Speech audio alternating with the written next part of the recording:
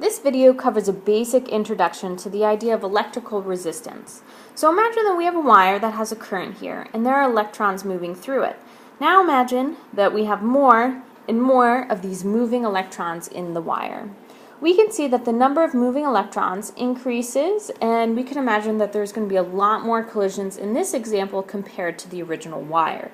It is also important to note that there is not necessarily an increased number of electrons that are happening in this wire compared to the other one, but rather just an increased number of outer shell or valence electrons, and those electrons are able to move, and those are the electrons that creates more collisions. So the more collisions that occur between electrons and atoms in a wire, the more electrical resistance an object is going to have.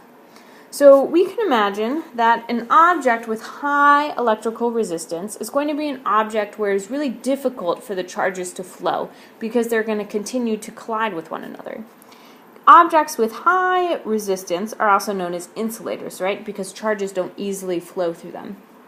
And objects with low resistance, where the charges can easily flow throughout the object, are also known as conductors.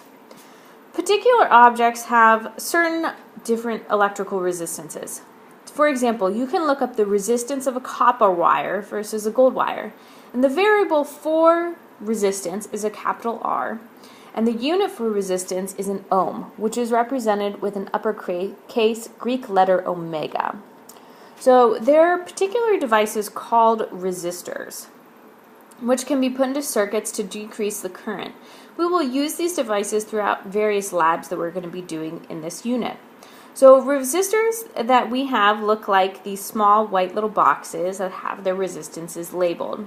They can also kind of look like these small cylindrical objects with different colored bands that represent their different resistance values. So maybe if you've ever taken apart like a circuit or something, maybe you've uncovered some of these different resistors.